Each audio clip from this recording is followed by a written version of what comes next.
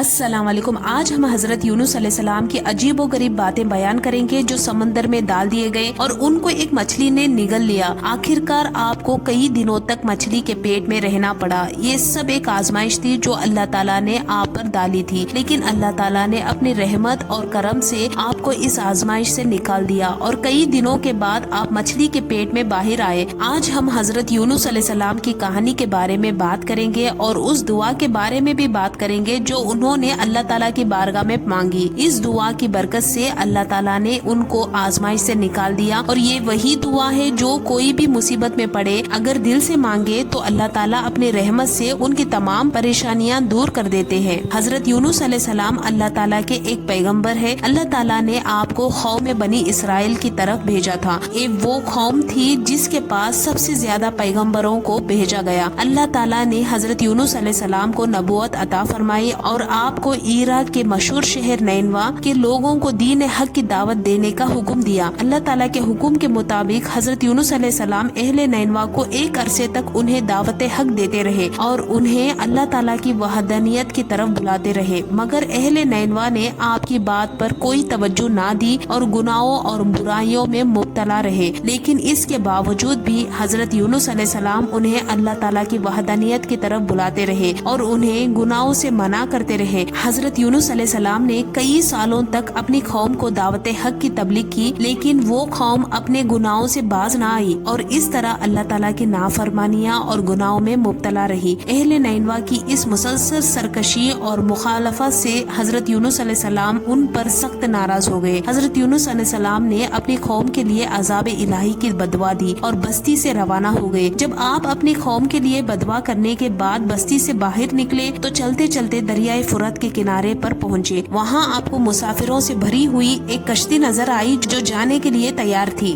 حضرت یونس علیہ السلام اس کشتی میں سوار ہو گئے۔ کشتی ابھی کچھ دور گئی تھی کہ اللہ تعالیٰ کی طرف سے خوفناک طوفانی ہوائیں چلنے لگی اور ان خوفناک طوفانی ہواؤں کی وجہ سے کشتی ڈگمگانے لگی۔ اس صورتحال میں کشتی کے ڈوبنے کا خطرہ بڑھ گیا۔ اس وقت تمام ملاحوں نے اپنے تجربے کے مطابق کہا کہ معلوم ہوتا ہے کہ کسی اپنے آقا کا بھاگا ہوا غلام اس کشتی میں سوار ہے۔ جب تک اس غلام کو کشتی سے باہر نہ نکالا جائے تب تک کشتی کا ڈوبنا روکا نہیں جا سکتا۔ ملاحوں کی یہ بات سن کر حضرت یونس علیہ السلام نے دل میں یہ خیال کیا کہ میں اللہ تعالیٰ کی وحی کا انتظار کیے بغیر ہی اپنی قوم کے لیے بدعا کی اور وہاں سے چلا آیا، اور شاید اللہ تعالیٰ کو میرا یہ عمل پسند نہ ہو اور اسی وجہ سے یہ حالت پیش آئی ہے۔ اس منظر کو دیکھ کر حضرت یونس علیہ السلام نے ان لوگوں سے کہا، میں ہی وہ بھاگا ہوا غلام ہوں جو اپنے آقا سے بھاگ کر یہاں اس کشتی پر سوار ہوا ہوں۔ مجھے کشتی سے باہر پھینک دو تاکہ یہ طوفان رک جائے۔ لیکن کشتی میں سوار تمام مسافر اور ملاح آپ کے بارے میں خوب جانتے تھے اور آپ کو ایک نیک انسان سمجھتے تھے۔ وہ تمام لوگ آپ کی شرافت سے واقف تھے۔ اس کے بعد یہ فیصلہ کیا گیا کہ قرنداسی کی جائے گی۔ جس کا نام قرنداسی میں نکلے گا اسے کشتی سے باہر پھینک دیا جائے گا۔ سب کی رائے کے مطابق قرنداسی کی گئی اور پہلے ہی دفعہ میں حضرت یونس علیہ السلام کا نام نکل آیا، لیکن اس کے باوجود بھی تمام لوگوں کو یقین نہیں آیا۔ پھر دوبارہ قرنداسی کی گئی اور ہر دفعہ حضرت یونس علیہ السلام کا ہی نام نکلتا رہا۔ آخرکار مسافروں اور ملاحوں کو یہ فیصلہ کرنا پڑا کہ حضرت یونس علیہ السلام کو کشتی سے نکالا جائے۔ ابھی وہ یہ سب سوچ ہی رہے تھے کہ حضرت یونس علیہ السلام نے خود ہی کشتی سے چھلانگ لگا دی۔ اس وقت اللہ تعالیٰ کے حکم سے ایک بڑی مچھلی آئی اور حضرت یونس علیہ السلام کو اپنے پیٹ میں محفوظ کر لیا۔ اللہ تعالیٰ نے اپنے رحمت سے آپ کو مچھلی کے پیٹ میں سلامت رکھا۔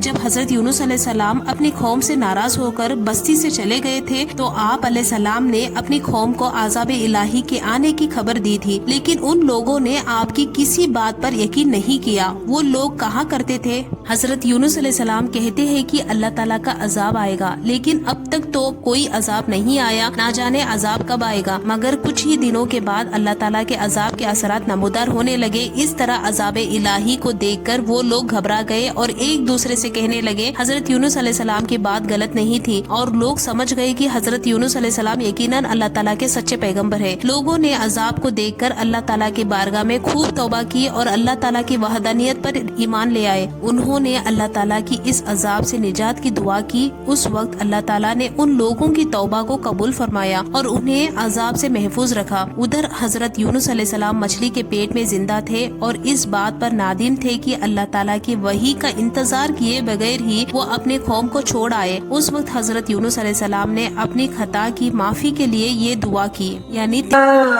الہ الا انت سبحانک انی کنت من الظالمین۔ تیرے سوا کوئی معبود نہیں، تو ہر عیب سے پاک ہے اور میں اپنے اوپر ظلم کرنے والوں میں سے ہوں۔ اللہ تعالیٰ نے حضرت یونس علیہ السلام کی یہ درد بھری دعا سنی اور اپنے بارگاہ میں قبول فرمائی۔ اللہ تعالیٰ نے انہیں اس آزمائش سے نجات دی۔ اللہ کے حکم سے مچھلی نے حضرت یونس علیہ السلام کو سلامت دریا کے کنارے پر ڈال دیا۔ حضرت یونس علیہ السلام مچھلی کے پیٹ میں 40 دن تک رہے۔ جب مچھلی نے انہیں ساحل پر ڈالا تب حضرت یونس علیہ السلام بہت کمزور ہو گئے تھے۔ اللہ تعالیٰ نے ان کے قریب ایک بیل پودا اگا دیا جس میں حضرت یونس علیہ السلام نے آرام کیا۔ یہ بیل ان کی صحت ٹھیک ہونے میں مددگار ثابت ہوئی۔ بعد میں حضرت یونس علیہ السلام نے اس بیل کے پاس ایک چھوٹی جھوپڑی بنائی اور وہاں رہتے رہے۔ چند دنوں کے بعد وہ بیل سوکھ گیا۔ اس معاملے کو دیکھ کر حضرت یونس علیہ السلام اداس اور پریشان ہوئے کیونکہ انہیں اس بیل سے محبت ہو گئی تھی۔ تب اللہ تعالیٰ کی طرف سے وحی آئی، اے یونس، تمہیں یہ معمولی بیل کے سوکھنے کا اتنا افسوس ہے جو ایک فانی چیز ہے، لیکن اپنی قوم کو چھوڑتے وقت تم نے یہ نہ سوچا کہ نینوا کے بے شمار انسانوں اور دوسری مخلوقات کو ہلاک کرنے میں ہمیں ناگواری نہ ہوتی؟ کیا ہم ان کے لیے اس سے بھی زیادہ مہربان نہ ہوتے جتنی مہربانی تم اس بیل کو سوکھنے پر ہوئے ہو، اور تم نے وحی کا انتظار کیے بغیر اپنے قوم کو چھوڑ دیا۔ اللہ تعالیٰ نے حضرت یونس علیہ السلام کو یہ حکم دیا کہ وہ دوبارہ نینوا جائے اور وہاں کے لوگوں کو دین حق کی تبلیغ کرے۔